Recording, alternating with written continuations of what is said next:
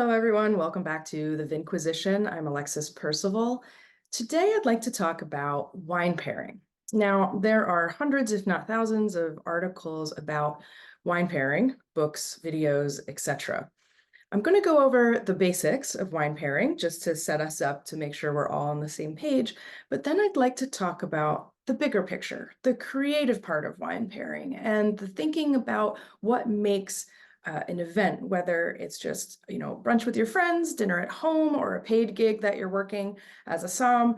What are some things to consider when we think about pairing food and wine? Now, from the basics, we're talking about how the textures and flavors of wine interact with the textures and flavors of the food that we're consuming. There's a few ways to think of it. On a basic level, we're talking about going with the flavors of the food. Now that could be a parallel pairing where we're matching the flavors and textures of the food so that they don't overwhelm but enhance each other. Okay, then you can also think about pairing as contrasting pairing. And that's where we're talking about opposites enhancing each other, right? Like acidic wine with richer foods to help cleanse the palate and have us salivate so that we're refreshed on the palate. So that's a pretty basic way to think of things and a pretty safe way to think about food pairing.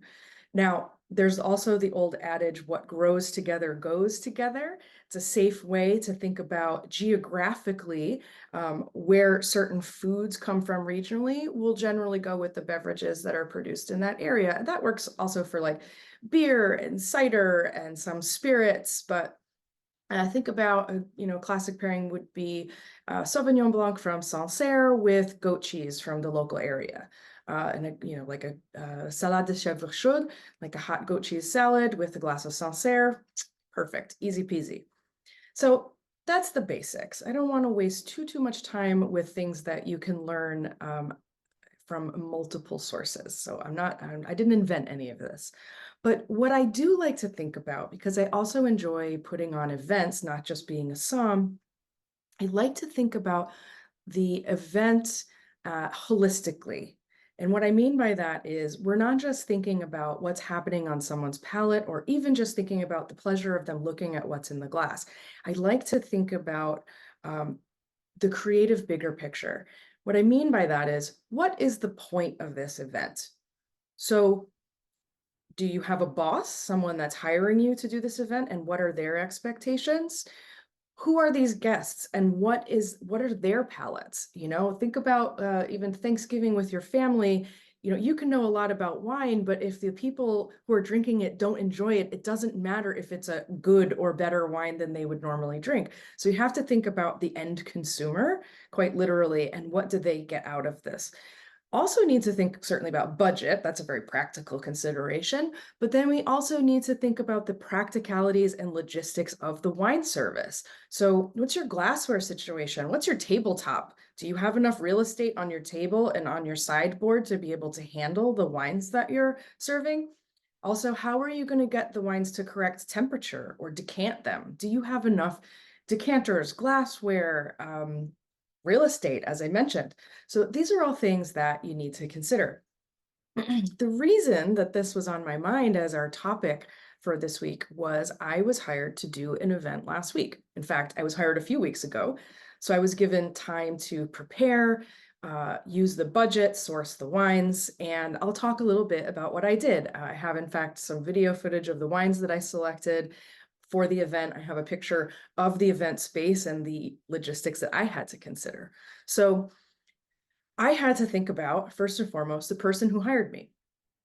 They were the owner of the venue. We discussed, and he's also the chef, and we wanted to do a highbrow, lowbrow mashup, meaning we were going to have baller food, think tuna crudo with caviar. We did foie gras that was seared. We had Waygu Tomahawk steaks. It was crazy. It was balls to the wall. The wine had to match.